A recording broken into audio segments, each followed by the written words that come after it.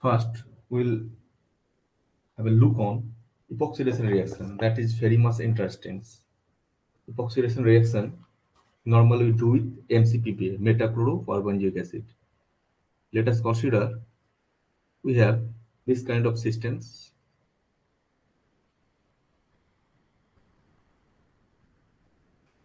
and we have treated this system MCPBA.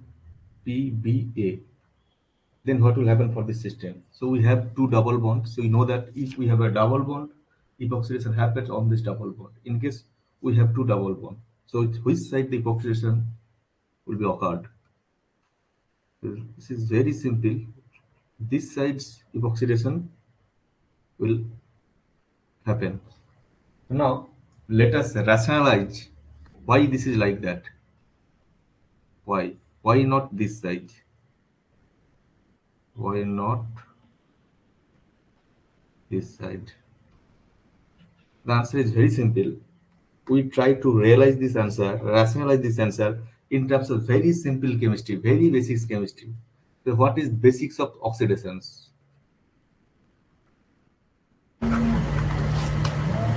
Basics of oxidations. It means that removal of electron. Removal of electron. So if we remove some electron means that species is going to be oxidized. So from which side or from which places we can take out more electrons? Definitely the answer is electron rich system, electron rich places, electron rich places. Now let us consider bottom. Among these sides and these sides, this side is more electron rich because you have two extra methyl group. So the electron removal electron will be easier for these sides. So this is more electron rich, electron rich site. This is more electron rich. This is less electron rich comparatively. Comparatively. So as this side has quite more electron density than this electron, so taking out of electron or draining of electron will be more easier at that side. That's why the epoxidation happens at these sides. So this is the reason behind selective epoxidations. So now if we come to these examples, let us consider we have this motif.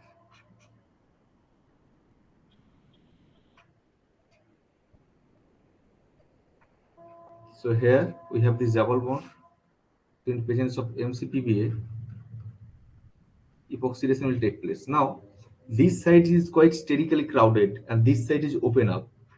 So this is sterically crowded site. Sterically crowded or quite narrow passage. Quite a narrow passage for MCPBA. And this side is an open side. Open side. This open pathway. So definitely the epoxidation will take place in these reactions.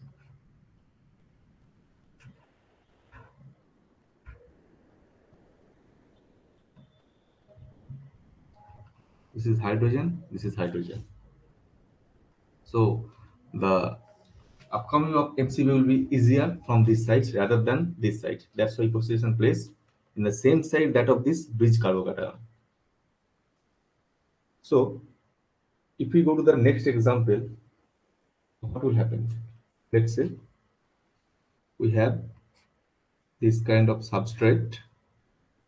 This is OAC, and we have treated this substrate with a paracid PHCO3H, and this reaction conditions happens at 0 degree centigrade.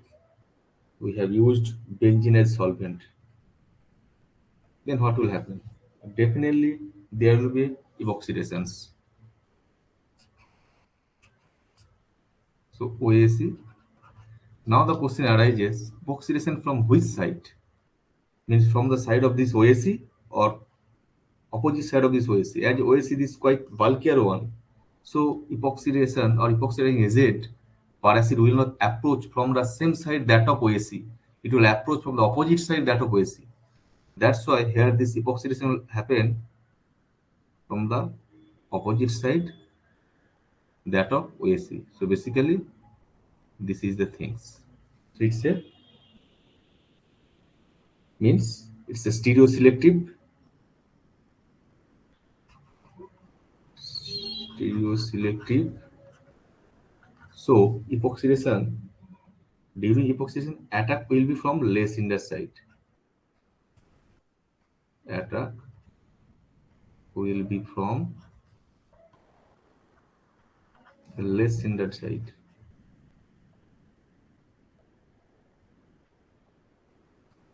Less hindered side.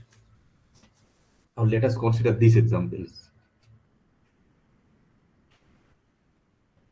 This is not benzene. So yeah, which basically this is what? It's a allylic alcohol.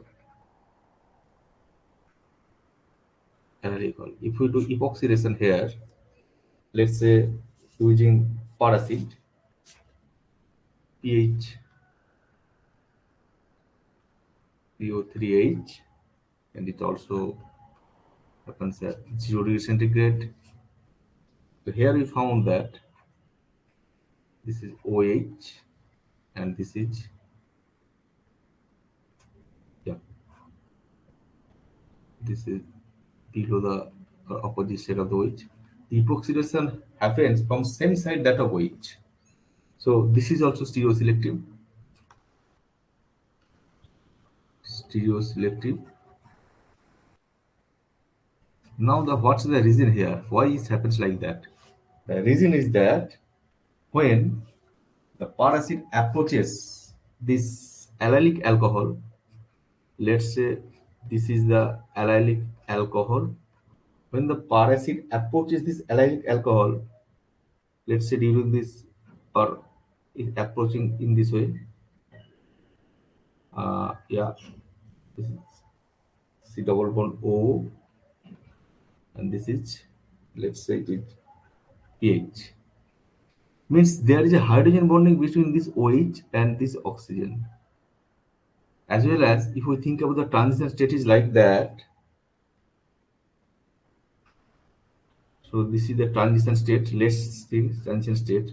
So in the transition state, the hydrogen bonding between OH and the paracid makes such a complex that then OH or the epoxides will be same reaction because of these things. The hydrogen bonding in the TS drive OH and epoxide to stay in the same reactions. This is highly interesting. So once we have acetate, this goes to the opposite sides in order to avoid the steric repulsion. But once this is OH, the epoxidation occurs in the same site because of this kind of hydrogen bond mediated transition state. So basically this is H bond mediated transition state. Transition state.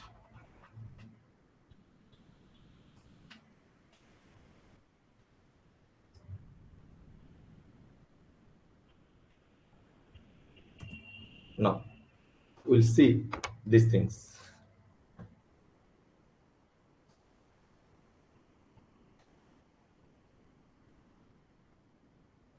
We have this alkene.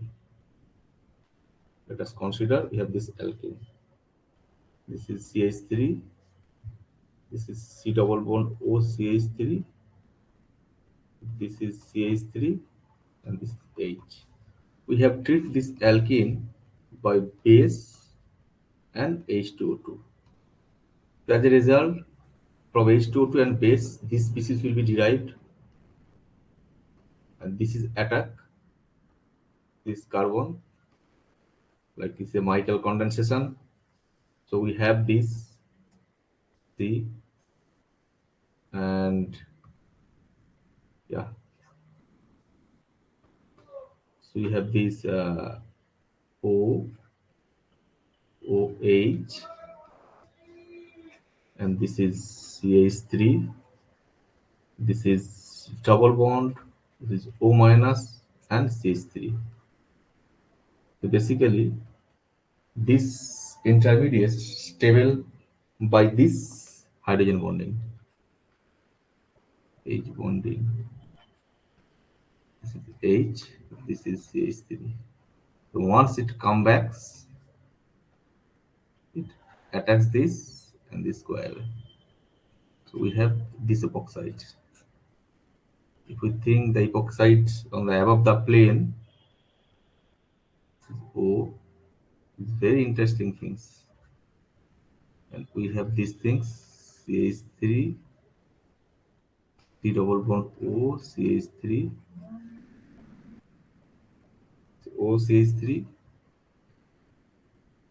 CH3, H. Now, so this is the epoxide. So what will happen if we have this? Means if we have the orientation of this C double bond O is a reverse. Basically, this is a trans, and this is the cis. So what will happen in case of this? Let us think. So we have this, as usual, it will follow the less congested path. That's why instead of coming from this path, it will go through this path. And we have these things. C, C, double bond C, this is O minus, this is CH3, CH3, and this is CH3, and this is H. Now look, these and these are far apart from each other. So these are not stabilized like these things. So what will happen? There will be CC bond rotations. As of this, as a result of this rotation, what will happen? See, this is CH3, this is O minus, and this is CH3, this is H, O, OH, CH3. So it is also stabilized. Stabilized. And as a result, it will go back to this thing. So this means that whatever we have cis or trans, anything, then we are going to get the same epoxides. Same epoxide. So you should not be confused by placing this COCH3 in case of such epoxidations.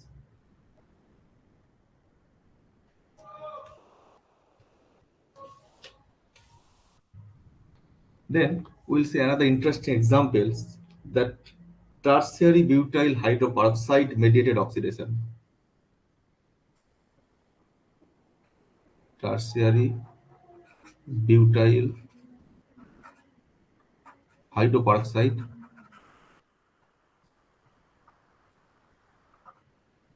mediated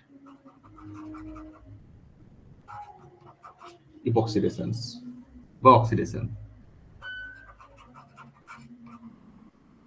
So what is this? So this is tertiary butyl oxide, CH3, whole 3C, hydroperoxide. These things. In short, we'll write it as Me3C OOH. This is highly efficient epoxidizing agent. So what it does, if we have some allylic alcohol, CH2, double bond, CH, CH2 OH Me3COOH, and it needs a vanadium 5 plus metal complex. Then what will happen? CH2 CH oxygen CH2 OH. So in normally for vanadium complexes, this ligand is used. Vanadium oxide একক ligand is whole two. Then it's for allylic. If it is homoallylic,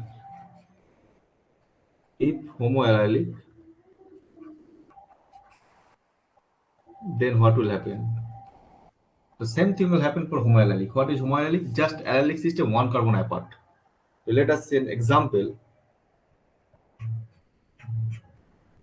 Yeah, this is homoallylic because this is just one carbon. This is OH. Sorry for this mistake. This is OH. This is homoallylic because one carbon apart. And if we just treat with these systems, NH plus, then what will happen? We will have these epoxides. Yeah.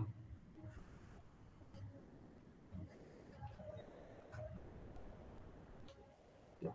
So this is stereoselective.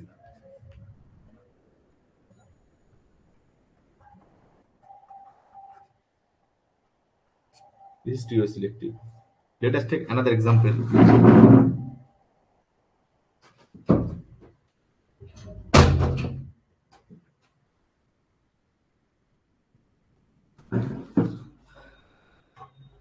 Let us take these examples. This is OH and this is also homoallylic. So we have same system. Me3 OH B5 plus. So what will we have?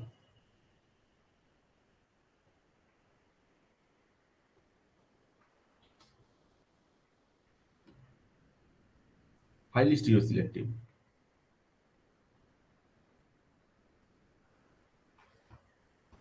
This type of example is very much important, not only for IIT JAM, for CSR NET or GATE, this is also very much important.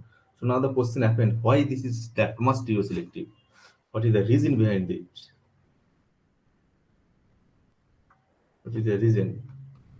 The reason is that this allylic or homoallylic oxygen or alcohol coordinate to vanadium salt from the same side of that of this epoxy reagent comes. This is the reason. Basically,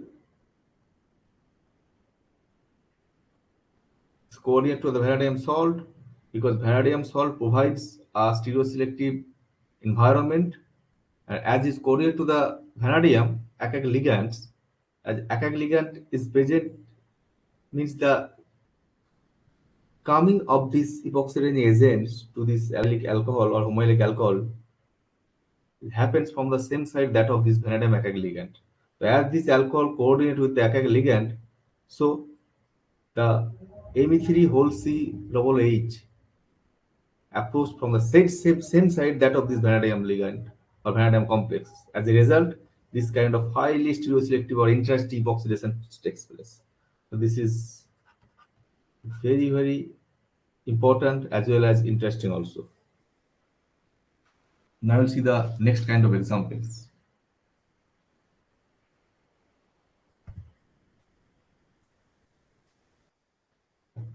So today we don't have any scope to discuss all the oxidizing agent. Rather, we'll take some quite interesting examples. So these examples almost we know everyone, but yet let's say this is C double bond C, and we have this lead tetraacetate.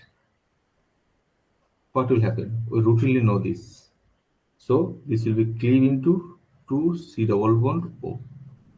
Then, if this is true, if the question is asked like that, so this is the our diol, this trans diol,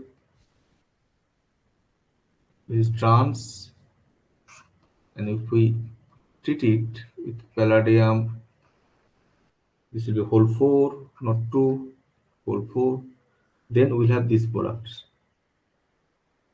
Here we don't have the scope to discuss the mechanism, but you have to believe me that this happens. When we'll have some opportunity later or near future, we'll discuss this in details. Now, what will happen if we the cis? Yeah, so this is the cis. Which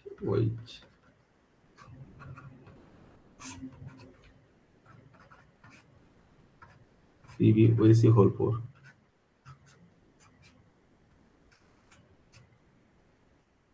Same product will be obtained. So just if this kind of product is given, that what will happen after treating with the lactate acetates, just we no need to confuse or no need to get fear of, just we'll do the same product as the trans. For trans and for cis, we'll have the same product.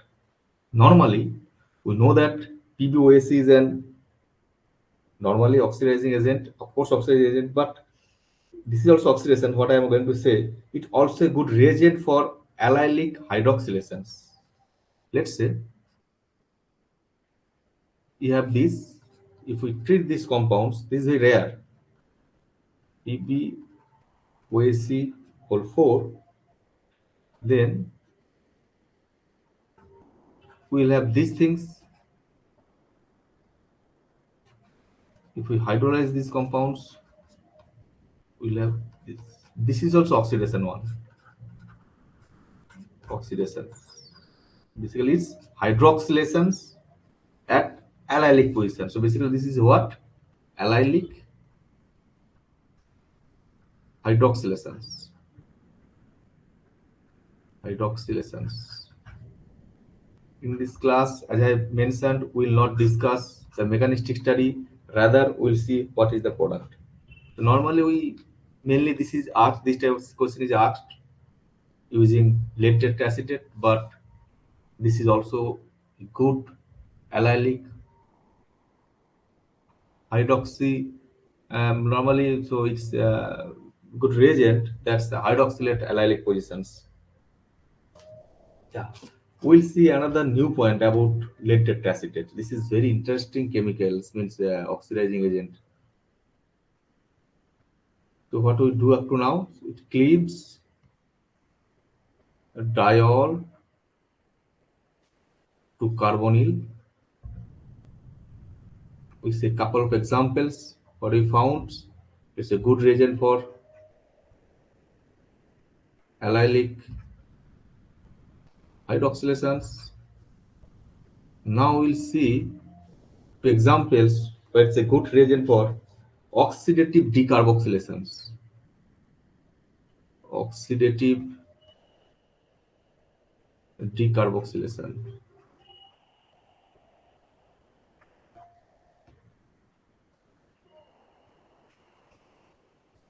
means it's what?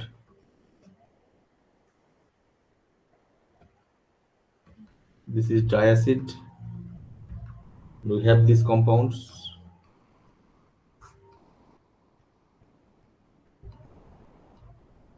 All 4. So what will happen? It will decarboxylate. Then, if these questions appears,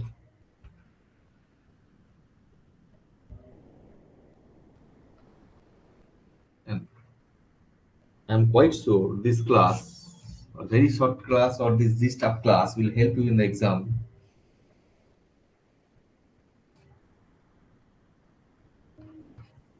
Because just few days ago, just I have a normal my master degree class in my universities, and they are just it was a master degree class, and the students told me that okay, sir, so there is a lot of commons at great exam from your class.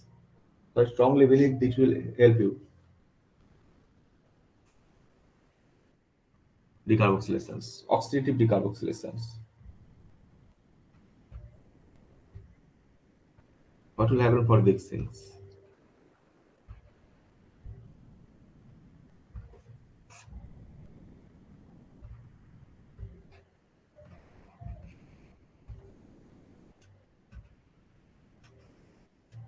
So PBOC has multiple role. Means sometimes it cleaves carbonyl alcohol to carbonyls. It's a good reagent for allylic hydroxylations. It also helps in oxidative decarboxylations. Now we'll focus on ACO2. It's also very important oxidizing agent. So this we all know.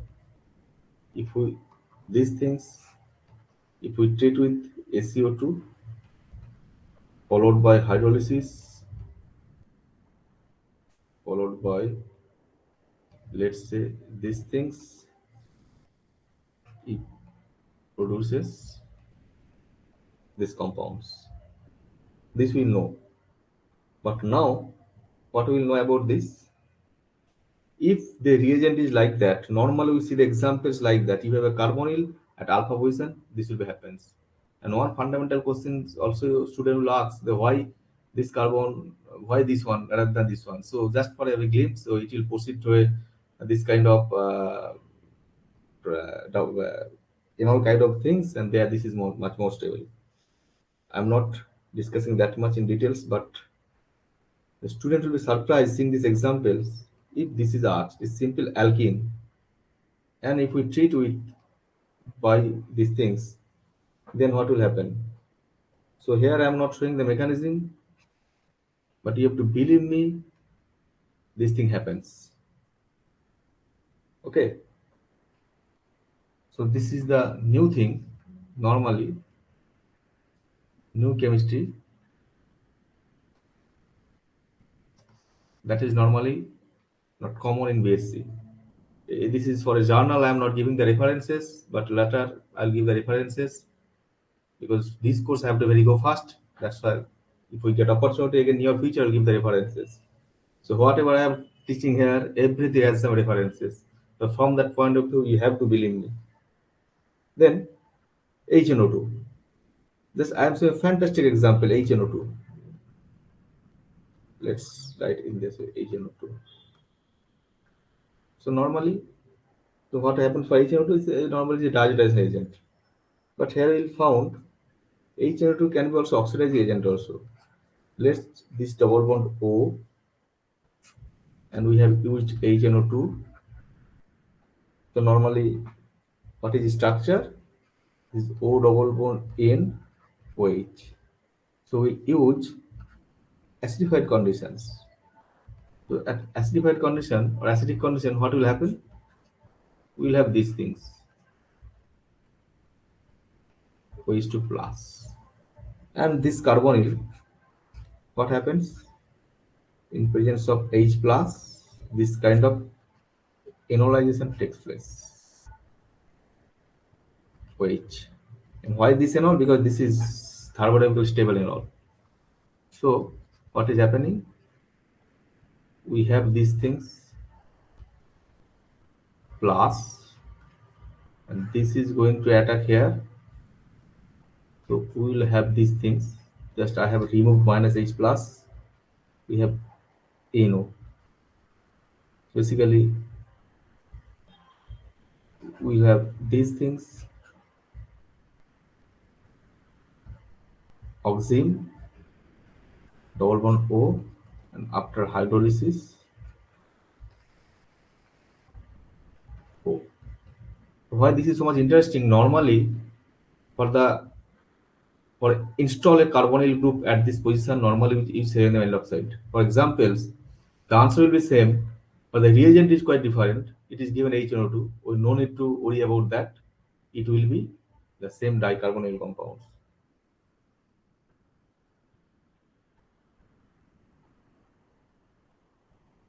So this is the analogous reagent like that of the selenium oxides.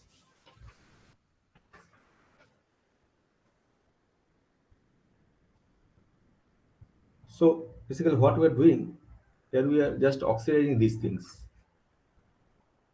Double bond O Then you see the oxidations and double bond O. So we have one possibilities that is very much common. We learn some unknown chemistry. Here also we'll learn some unknown chemistry. Let's say this is double bond O. Then what will happen? It exists as enol form. Now, if we treat this with bromine, then what happens? Brominations at alpha position takes place. This is double bond O, and let's say this is Br, this is CH3, OH plus, minus H plus, this is Br. So then what happens? Now we will treat these compounds by dimethyl sulfoxides, DMSO. This is O. So DOC means it have this kind of structure plus. Now let us see what happens. So we have this double bond O. This is Br plus Me, Me. And it comes attacks here, and Br will go away. So this is O plus, and sorry,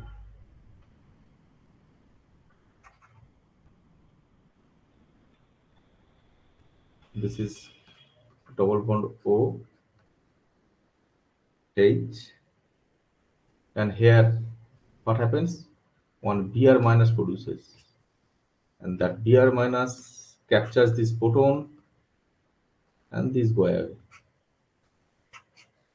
So we have these things basically. So if I sum up the discussion,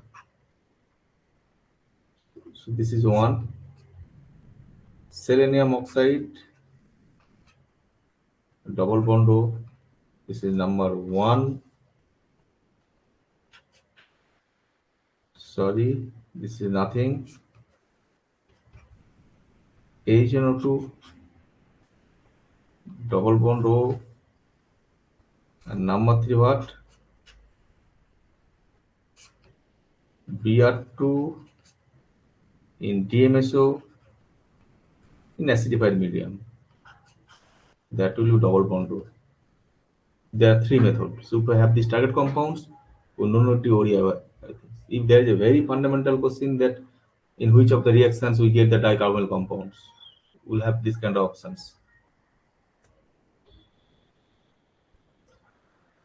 Later, I will give a look on this reagent, Ag2CO3. Why I am telling you about this? Because I cannot discuss all the reagent today. Just I'm putting focus on some important reactions. You know a lot of things. Just rather, just the quite interesting things is placed here. So this is what is the beauty of this. So here, regioselective oxidation happens. Regioselective oxidations means if we have a secondary alcohol, this is OH and this is OH. So this is secondary alcohol, this is primary alcohol. If you have both kind of alcohol, upon treating with Ag2CO3, will have the oxidation of secondary alcohol to ketone rather than primary alcohol.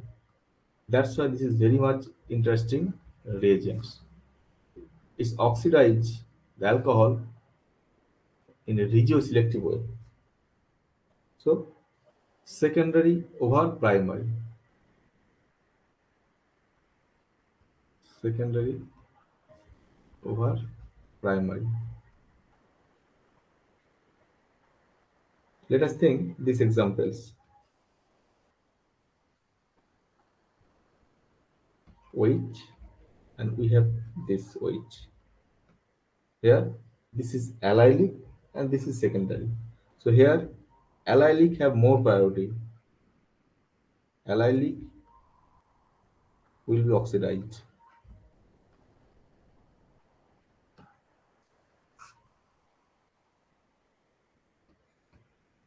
As here, again I am telling that time is very shorter.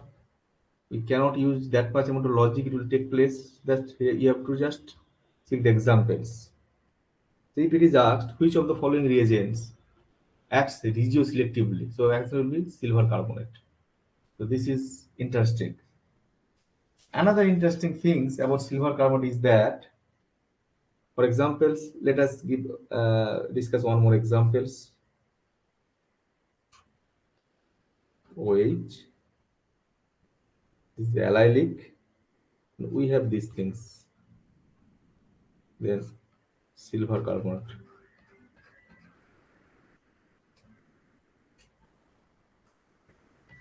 CHO.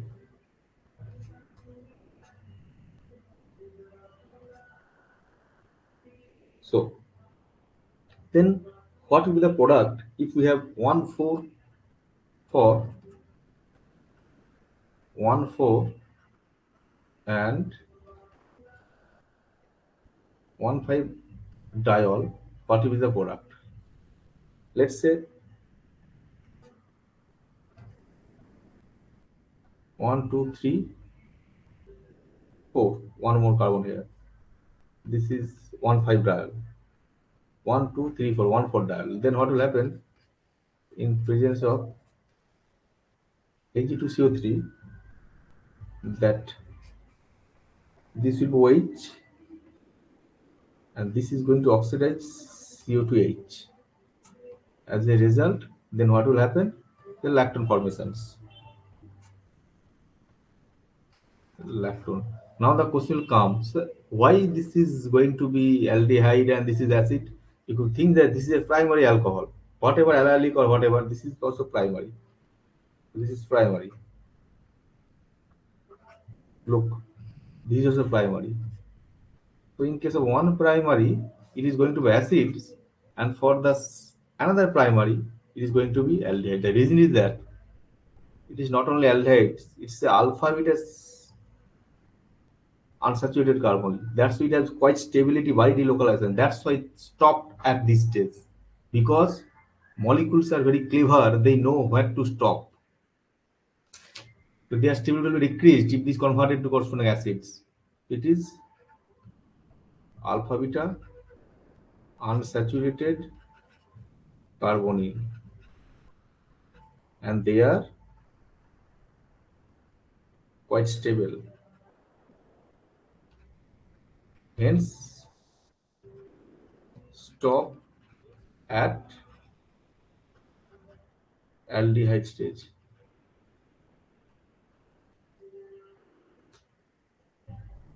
So if I these things, means one carbon more, this 1,5 diol, 1, 2, 3, 4, 5, 1,5 diol, then same thing will be there. So this will be acid, OH, then we have these lactones. Let us think the questions comes in a different way. You know the lactones, but you don't know the name. So basically, this is what? This is gamma lactone. So question is like that, they are giving this, and directly you are, the option is given that like gamma lactone. So you have to know this name. And this is delta lactones. That's the beautiful chemistry comes from silver carbonates. The so far this reagent we discussed now, this is the only regioselective reagents, and also it's just for dial kind of things. Also, it's produce the corresponding lactones.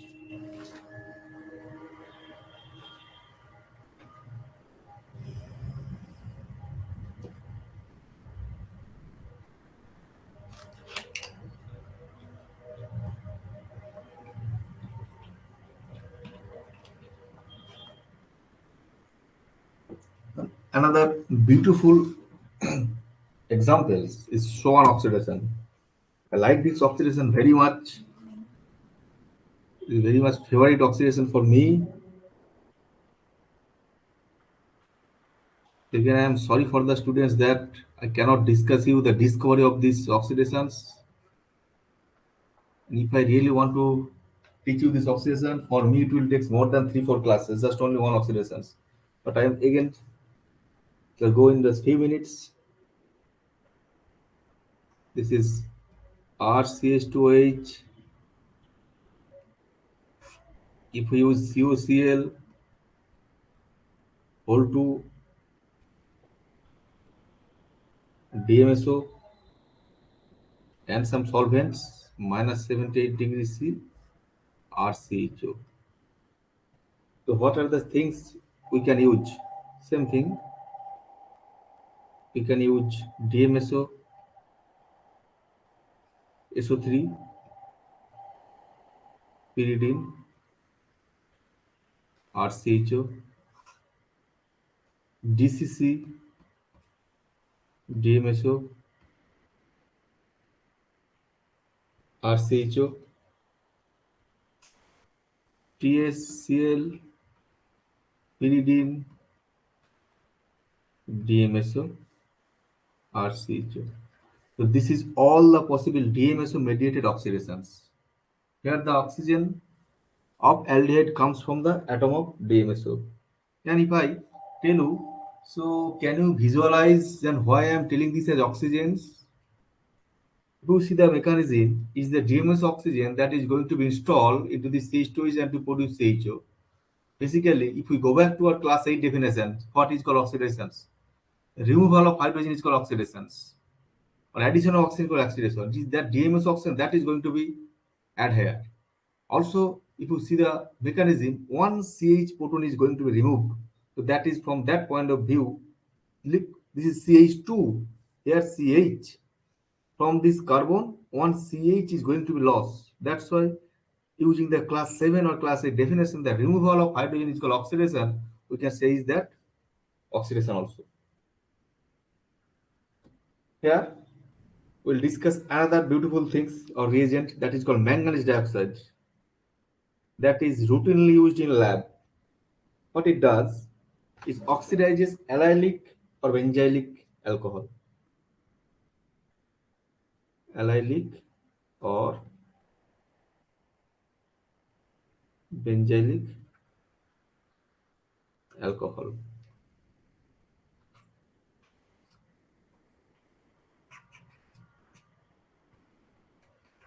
So this is allylic alcohol. If you oxidize it by MnO2, it will be converted corresponding carbonyl. This is benzylic alcohol. If you oxidize this by MnO2, it will be CHO. CHO. Another interesting things I told about allylic or benzylic. What will be the case of this CH2H? In BSc first year, you might have read that this system, this position is quite electron rich for 3-member cyclic ring. Here also, for that logic, this position is quite electron rich. Like the allylic position is electron rich for this kind of pi bonds. Benzylic position is electron rich for this kind of phenylic system. And this carbon is electron rich because of this type of strained 3-member ring. Basically, if it's a carbocation, for example, you think about CH2 plus for different thing, that CH bond, CC bond delocalize over that thing. This is very rare phenomenon, only happen for these cycloval systems. And if you want to have a look on more details, please read the book Jerry March. It has been written fantastically on that book, this phenomenon. So, because of this cyclic system or cyclopropyl cyclic system, this carbon is electron rich. That's why it will also undergo oxidation by MnO2. So this will be CHO.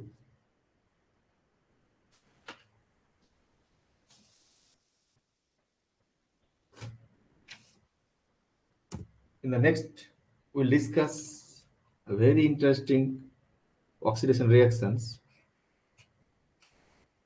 We have this cyclohexane, OH, H. If we add CrO3, it will oxidize. So this is axial OH, and we use equatorial OH.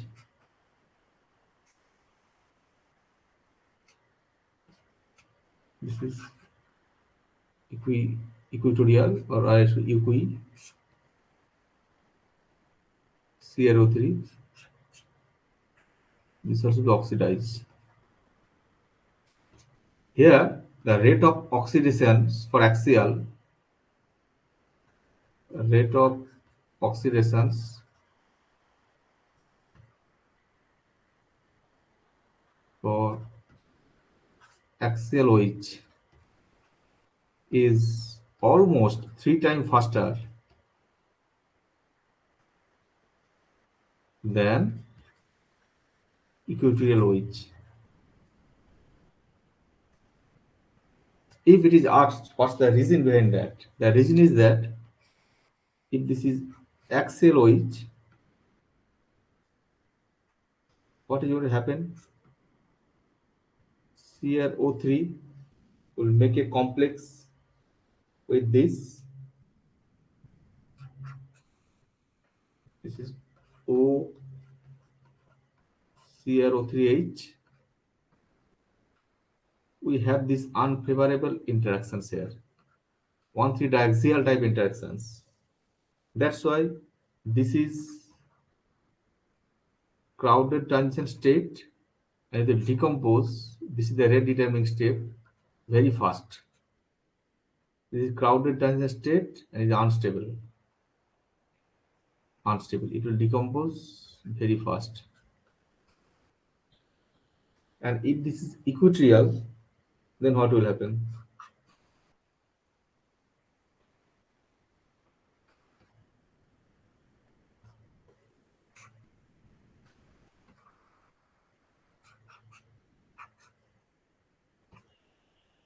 Here O3H. Here TS is not crowded. Not crowded. Hence RDS slowly oxidize into this. That's why this undergo 3 times more faster than this.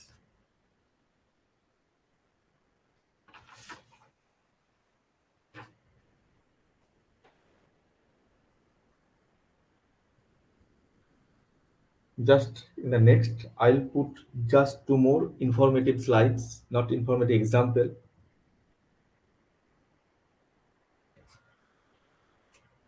We have these kind of things. Tertiary diol. If we treat with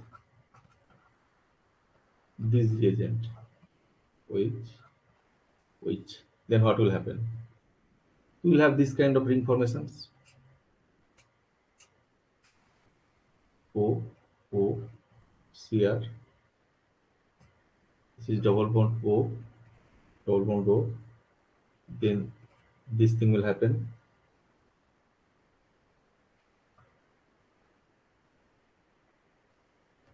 Means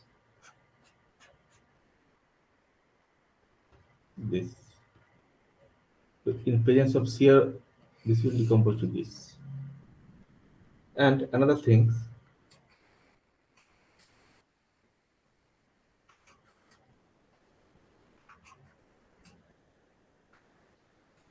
so we have a double bond here. Just if you position this is 9 and 10, these bonds are very much activated. So you could treat them with chromium oxides.